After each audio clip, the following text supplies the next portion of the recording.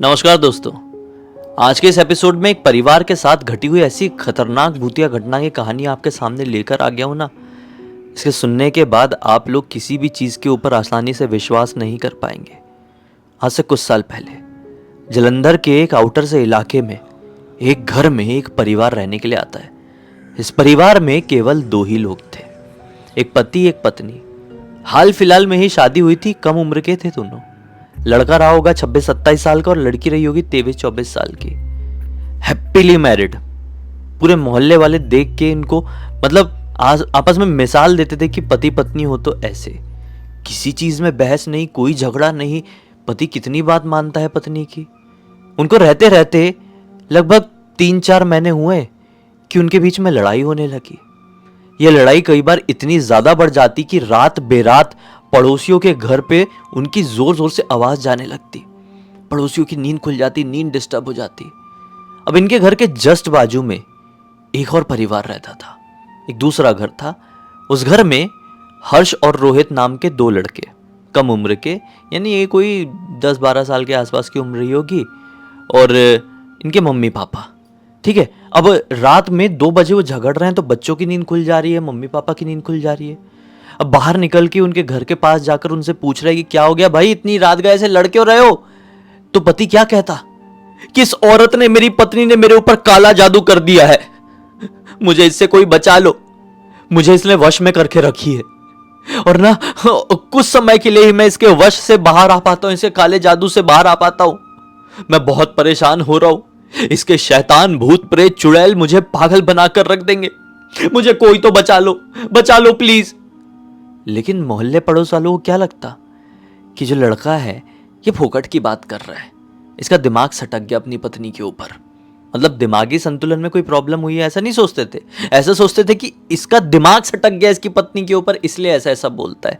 Frustration के कारण बोल रहा है। मोहल्ले पड़ोस वालों ने इग्नोर किए, ये लड़ाई होती रही। 8 महीने तक ये लड़ाई रोज होती थी, सुबह शाम डेली का। और मोहल्ले पड़ोस वाले ने अब आदत भी डाल ली थी, बोले क्या कर सकते हैं इनके लिए यार, कुछ नहीं कर सकते, अपना मुंह दुखेगा, वो लड़ रहे हैं उनको लड़ने दो। एक दिन क्या होता है, जब अगले दिन सुबह सब मोहल्ले वाले जागे तो उनको लड़ने की आवाज़ सुनाई नहीं दी। 8 महीने से लगातार लड़ाई की आवाज़ सुनाई दे रही थी। ऐसा लगा कि चलो नहीं हो रही लड़ाई। दोपहर हो गई, शाम हो गई, रात हो गई, किसी को लड़ने की आवाज़ सुनाई नहीं दी। बोले कैसे पॉसिबल हो सकता है। उनके घर तरफ ही हर्ष के मम्मी पापा ने जाके देखे तो क्या पता चला, उनके घर में ताला लगा हुआ है, उनके घर में कोई नहीं है, कहीं चले गए हैं। हर्ष के मम्मी पापा ने आस पड़ोस के लोगों को ही बताया कि हमने देखे भाई वो है नहीं, ताला वाला लगा हुआ है, अच्छा है कुछ दिन मोहल्ले में शांति रहेगी, फिर आएंगे फिर लड़ाई करेंगे। लेकिन एक एक करके लगभग 5 महीने बीत गए और वो लोग यहाँ पर लौट कर नहीं आए। तो इन लोगों ने, हर्ष के मम्मी पापा ने, जिसका ये घर था, ये लोग किराए से रहते थे, उस घर के मालिक को फोन लगाए, मकान मालिक को फोन लगाए। बोले कि आपके किराएदार कुछ दिन से आए नहीं है, बहुत समय हो गया, कुछ दिन क्या कुछ महीने हो गए हैं, आपको कुछ पता है क्या। तो मकान मालिक बोलता है नहीं मुझे तो कुछ नहीं पता, मेरे अकाउंट में तो पैसे आ जाते हैं किराए के, इसलिए मैंने कुछ कभी पता लगाने की कोशिश नहीं किया कि कोई दिक्कत है क्या। तो ये बोलते हैं कि नहीं ऐसी कुछ दिक्कत वाली बात नहीं है, ऐसे हमने सोचे उनके हालचाल लेते हैं, काफ़ी दिनों से मिले नहीं तो चलो कोई बात नहीं, ऐसा बोल के फ़ोन काट दिए। अब एक दिन की बात है, हर्ष के पापा को ही वो औरत दिखाई देती है, वो लड़की उसकी पत्नी दिखाई देती है जो झगड़ा करती थी। आदमी नहीं, सिर्फ पत्नी दिखाई देती है। तो हर्ष के पापा पूछ लेते हैं, अरे मैडम जी आप लोग काफ़ी महीनों से गायब थे, आज अचानक से कैसे, आपके पति कहाँ हैं। तो बोलती है कि मेरे पति तो उनका तबादला हो गया है ना, हम लोग जहाँ से आए हुए थे हम लोग वहीं पे रिटर्न जा रहे हैं, बिहार से थे हम लोग, वहीं पर उनका वापस से ट्रांसफ़र हो गया है तो वहाँ पर रुके हुए हैं। मैं फाइनल अपना सब कंप्लीट करने के लिए आई हुई हूँ, सामान अमान जो कुछ बचा हुआ था हमारा वो मैं लेकर आज निकल जाऊँगी। ये बोलते अच्छा ऐसी बात है, हम तो पता नहीं क्या क्या सोचने लगे थे। बोलते नहीं कोई टेंशन वाली बात नहीं है, आज हमारा ट्रक आ जाएगा और ट्रक से ही मैं पूरा सामान लेकर निकल जाऊंगी। शाम हुई, उसने सारा अपना सामान अमान डाल लिया और वो निकल गई। पूरे मोहल्ले में पता चल गया कि ये लोग अब कभी लौट कर नहीं आएंगे। चलो मोहल्ले में शांति हुई, काफ़ी समय तक इनको झेले थे, अब शांति हो गई। लेकिन फिर कुछ ही दिन बाद इस घर में कोई और परिवार रहने के लिए आता है। ये बड़ा अच्छा परिवार था, सीधे साधे लोग थे, पति पत्नी एकदम शांत। इस परिवार में एक 7-8 साल का लड़का था, शिवम नाम का। अच्छा, मतलब मस्ती करता था, मस्त लड़का था। शिवम की दोस्ती हर्ष और रोहित से बहुत अच्छी हो गई। हर्ष और रोहित, वही बाजू वाले घर वाले लड़के, बहुत अच्छी दोस्ती हो गई। अब दोनों खेलते भी रहते, दोनों मतलब तीनों खेलते रहते, टाइम पास करते, मिलके पढ़ाई भी करते, ऐसी ऐसी चीज़ मतलब। हालांकि शिवम थोड़ा छोटा था उम्र में, लेकिन ठीक है, इतना भी डिफरेंस नहीं था उम्र का। अच्छा था सब कुछ, कोई लड़ाई झगड़ा नहीं, कोई दिक्कत नहीं। अचानक से एक दिन, मतलब रात के समय लगभग 2:30-3 बजे हर्ष के घर का कोई दरवाज़ा खटखटाता है। बहुत हड़बड़ाया हुआ हर्ष के मम्मी पापा की नींद खुलती है कि क्या हो गया यार, ऐसा कौन खटखटा रहा है दरवाज़ा। हर्ष के पापा दरवाज़ा खोलते तो देखते क्या पाते हैं, ये तो नए लोग हैं जो बाजू में रहने के लिए आए हैं, वो उन लोगों के घर पर रहने के लिए आए हैं। क्या हो गया? वो बोलते हैं कि भाई साहब, हमको बहुत डर लग रहा है हमारे घर पे, आप थोड़ा चल के देख सकते हैं क्या? दरअसल हमको ऐसा फील हो रहा है कि हमारे छत में कोई ज़ोर ज़ोर से कूद रहा है। हम छत की तरफ जाके देखे तो हमको कोई दिखाई नहीं दिया।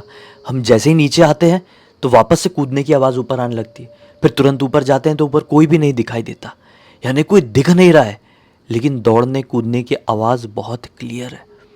हर्ष के पापा बोलते, अच्छा ऐसी बात है, चलिए आपके घर चलते हैं। ये घर पे आए और इनको भी ऐसी कूदने की आवाज़ आ रही, छत में जाके देख रहे तो कोई नहीं दिख रहा है।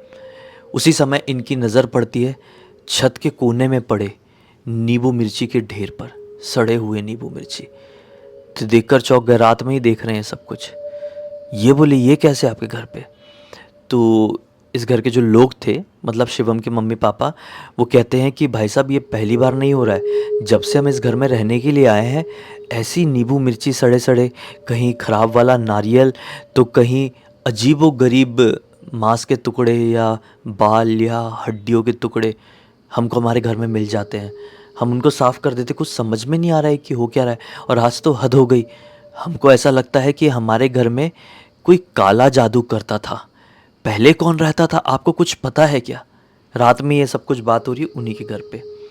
तो हर्ष के पापा चुप करा देते हैं, बोलते हैं कि अगर आपके घर में ऐसा कुछ हो भी रहा है तो हम अभी ऐसी बात नहीं करते हैं। आप लोग एक काम कीजिए, हमारे घर पे चल के सो जाइए, आपको बहुत तकलीफ़ हो रही है तो हम सुबह बात करेंगे इसके बारे में। तो शिवम के मम्मी पापा ने बोले ठीक है हम चलते हैं। तो तीनों लोग हर्ष लोगों के घर पे आ गए और सो गए। अब अगला दिन निकला। चाय पीते पीते शिवम के पापा हर्ष के पापा से पूछते हैं कि भाई साहब, आप बता रहे थे कुछ कि हमारे घर पे कौन रहता था पहले, आप कुछ बता सकते हैं क्या? तो हर्ष के पापा बोलते हैं कि हाँ भाई साहब, आपसे ठीक कुछ समय पहले तक एक पति पत्नी यहाँ पर रहते थे, कम उम्र के ही थे। शुरू शुरू में बड़े अच्छे से थे, फिर लड़ाई करने लगे। आदमी बोलता था कि मेरी पत्नी मेरे ऊपर काला जादू करती है, मुझे वश में करके रखी है, उसके भूत प्रेत चुड़ैल शैतान मुझे हर समय दिखाई देते हैं। हम लोगों को लगता था कि पति ऐसे ही पत्नी से फ्रस्ट्रेट होकर बोलता है, लेकिन अब जो आप बता रहे हैं सुनकर ऐसा लग रहा है कि आपके घर में सचमुच में कोई गड़बड़ तो नहीं है। भाई साहब, एक काम कीजिए, आप एक दिन सुंदरकांड का पाठ करा दीजिए। सुंदरकांड का पाठ एक बार घर पे हो जाएगा तो कोई भी निगेटिविटी, जादू टोने का असर रहेगा तो वो निकल जाएगा। हमें तो पूरी तरीके से लग रहा है कि आपके पहले जो औरत आदमी उस घर में रहते थे, उसमें से जो औरत थी वो काला जादू करती थी। तो ये लोग, शिवम के मम्मी पापा लोग, अगले ही दिन अपने घर पे सुंदरकांड का जाप शुरू करवा देते हैं। सुंदरकांड होता है और ये चीज़ें मिलना फिर अगले दिन से बंद हो जाती है। लेकिन फिर और भी अजीबोगरीब चीज़ होती, जैसे कि ये लोग अपने घर के गार्डन में, इनके घर में गार्डन भी था पीछे तरफ, गार्डन में ये लोग कुछ लगाते, कोई भी पेड़ लगाते, कोई भी पौधा लगाते, कैसा भी अच्छा वाला, कैसा भी, उसमें पानी डाल रहे हैं, अगले दिन वो पौधा पूरी तरीके से मुरझा जाता, पूरी तरीके से सड़ जाता। वहाँ पे जितने भी पेड़ लगे हुए थे सब खराब। उनके जो गार्डन की मिट्टी थी वो कई बार खुदी खुदी भी दिखाई देती थी और गार्डन से एक बड़ी गंदी स्मेल आती थी। मतलब सुंदरकांड के पाठ के बाद भी ये सब कुछ हो रहा है। अब जो कुछ भी हो रहा था अब घर के बाहर हो रहा था, पहले तो छत में हो रहा था, घर के अंदर चीज़ें मिल रही थी, लेकिन अब इनको गार्डन में ये चीज़ें मिल रही, मतलब घर के अंदर से वो चीज़ गार्डन में आ चुकी है, घर के अंदर अब वो नहीं है, क्योंकि हनुमान जी का पहरा लग गया था सुंदरकांड की वजह से। यहाँ पर ऐसा कहा जाता है, जहाँ पर सुंदरकांड हो जाता है वहाँ पे हनुमान जी का पहरा लग जाता है। तो गार्डन में अब ये सब कुछ चीज़ें हो रही है। अब ये बड़े परेशान कि जितने भी पेड़ लगे हुए थे, एक आम का भी पेड़ था, वो भी पूरी तरीके से सूख के मर गया। मतलब बहुत ख़राब स्थिति हो गई। बोले ऐसा होता क्या है? रात के समय जब सब लोग सो रहे होते हैं तो इनकी एक खिड़की थी जो गार्डन की तरफ ही खुलती थी, इनके बेडरूम की। ऐसा फील होता है कि पूरे गार्डन में कोई दौड़ता है। लिटरली जो गार्डन के मतलब बाहर निकलने वाला जो साधन था वो एक बहुत बड़ा गेट था, उसमें ये लोग ताला लगा के रखते थे और वो बाई चांस खुलेगा भी ना तो बहुत ज़ोर की आवाज़ करता था, तो कोई अंदर तो नहीं आता था। तो फिर ये दौड़ता कौन था रात में, जबकि सारे लोग अंदर ही सोते थे? ऐसे करते करते इन लोगों ने एडजस्ट किए, वहाँ पे रह ही रहे थे, किराया भी कम था, कोई तकलीफ नहीं थी। एक दिन की बात है, मतलब शिवम के मम्मी पापा कहीं गए हुए थे, शिवम घर पे अकेला था। इसलिए जो रोहित था, हर्ष का भाई, रोहित शिवम के साथ खेलने के लिए शिवम के घर पर चला गया। ये लोग खेल रहे नीचे, फिर प्लान किए कि चलो छत में खेलेंगे। छत में थोड़ी देर खेले, फिर अपने रोहित को थोड़ी भूख लग गई। रोहित ने शिवम को बोला कि शिवम मैं जा रहा हूँ, मैं कुछ खा पी के आऊँगा, चल बाय, तू भी नीचे चले जा, सो अपने घर पे आराम कर, मुँह हाथ धो के। शिवम ने भी हाँ हाँ बोला और रोहित अपने घर चले गया। रोहित अपने घर पे नाश्ता खा ही रहा था और हर्ष बैठ के पढ़ाई कर ही रहा था कि जोर से चीखने की आवाज़ सुनाई दी शिवम के घर तरफ से। सब लोग घबरा गए, अरे क्या हो गया उनके घर पे? बाहर निकल के देखे तो क्या पाए कि शिवम छत से गिर गया है और ज़मीन में पड़ा हुआ है और खून निकल रहा है ऐसे। तुरंत हर्ष के पापा ने शिवम को उठाया, क्योंकि शिवम के मम्मी पापा तो घर पे है नहीं, बाहर गए हुए हैं। हॉस्पिटल लेकर गए। अब हॉस्पिटल में उसकी मलहम पट्टी हुई और जैसे ही उसके मम्मी पापा हॉस्पिटल पहुँचे हैं, उसकी हरकतों में बहुत अजीबोगरीब बदलाव आ गए। बहुत ज़ोर ज़ोर से रो रहा था और बोल रहा था कि मुझे मेरी पत्नी से मिलना है, मुझे एक बार मेरी पत्नी से मिला दो, ऐसा ही बार बार कह रहा था। तो सब लोगों को लगा, डॉक्टर को भी लगा कि ये ऐसा गिर गया ना तो इसके दिमाग में कुछ हो गया है, इसलिए ऐसी बात कर रहे। 7-8 साल का बच्चा, कौन सी पत्नी से मिलवा दो, कैसे इसकी कोई पत्नी हो सकती, क्या बोल रहा है ये? एक झटका ही सबने समझे और ये सोचे कि 1-2 दिन में ये चीज़ ठीक हो जाएगी, बच्चा है ना इसलिए कुछ भी बोल रहा है, ऐसी थोड़ी चोट लग गई है तो। लेकिन 1-2 दिन तक ये एडमिट रहा और इसके हालात में कोई भी सुधार नहीं आया। जब इसके रिश्तेदारों को ये बात पता चली तो शिवम की बुआ जी हॉस्पिटल पहुंची इसको देखने के लिए। बुआ जी ने नोटिस करी कि ये सचमुच में बहुत अलग तरीके से बिहेव कर रहा है। बुआ जी ने बोली कि इसको हॉस्पिटल से छिड़वाओ और कोई तांत्रिक बाबा वगैरह के पास लेके जाओ, इसको कोई आत्मा जकड़ ली, इसको देख के क्लियर समझ में आ रहा है। मम्मी पापा भी समझे, बोले हाँ यार ये बहुत अजीब बिहेव तो कर रहा है, दिन भर रोते रहता है और बोलता है पत्नी से एक बार मिला दो, फिर जो बोलोगे वो करूँगा। ऐसी कौन सी चोट आ गई कि इसकी पत्नी पैदा हो गई है? चलो डॉक्टर के पास से छुड़वा के इसको तांत्रिक बाबा के पास ले चलते हैं। ये लोग एक तांत्रिक बाबा के पास लेकर गए। तांत्रिक बाबा ने क्या बोले, बहुत अच्छा किया आप लोगों ने जो इसको हमारे पास लेकर आ गए, हम इसको देखते से ही बता सकते हैं कि इसको किसी आत्मा ने पोजेस कर लिया है। अब ठीक 2 दिन बाद एक धागा बांध दिया पुजारी जी ने, जो तांत्रिक जी है, एक धागा बांध दिया और बोले ठीक 2 दिन बाद अमावस्या की रात है, इसको अमावस्या की रात के 12 बजे हमारे पास लेकर आइए, फिर हम इसका समाधान करते हैं। एक अनुष्ठान करना पड़ेगा, एक रिचुअल करना पड़ेगा। 1 मिनट, आप जैसा सोच रहे हैं ये कहानी वैसी नहीं, आपको ऐसा लग रहा है ना 2 दिन बाद ये लोग आएंगे, बाबा झाड़ेंगे और सब कुछ ठीक, नहीं, ऐसा नहीं होगा। ये धागा वागा बंधवा के घर गए हैं और घर में शिवम थोड़ा नॉर्मल हो गया। उस समय बाबा जी ने थोड़ी झाड़ फूक भी कर दिए थे। शिवम थोड़ा नॉर्मल हो गया, शांत है, खाना वाना भी थोड़ा बहुत खा रहा है। रात में सब लोग सो रहे हैं, ठीक है, सोने के लिए चले गए अपने अपने कमरे में। बुआ जी भी है, बुआ जी भी रुकी हुई है, शिवम की बुआ जी। शिवम के मम्मी को कुछ तो भी गार्डन से फिर से आवाज़ सुनाई देती है, उनकी नींद खुलती है। अपने मोबाइल में देखती, अपने घड़ी की तरफ देखती तो क्या पाती है कि रात के लगभग 2 बज रहे हैं। ये सोचती है कि किस चीज़ की आवाज़ आ रही है यार। खिड़की खोलती है, वही गार्डन साइड वाली खिड़की को, देखती क्या पाती है कि उनका लड़का शिवम गार्डन में बैठा हुआ है और ज़ोर ज़ोर से हाथ मार मार के ज़मीन खोद रहा है, पूरे शरीर में मिट्टी विट्टी लगा लिया है। इसकी मम्मी थोड़ी घबरा कर चिल्लाती है, शिवम ये क्या कर रहा है? तो तो शिवम के पापा की नींद खुल गई, शिवम की बुआ की नींद खुल गई, तीनों की तीनों शिवम के पास गए उसको छुड़वाने के लिए। क्या कर रहा है तू, ऐसा खोद क्यों रहा है रात में? तो फिर चिल्ला चिल्ला के बोलने लगा, नहीं नहीं नहीं, मुझे मेरी पत्नी से एक बार मिलना है, मुझे ये खोद लेने दो, मेरी पत्नी से मिलना है। फिर से इसका वही चालू।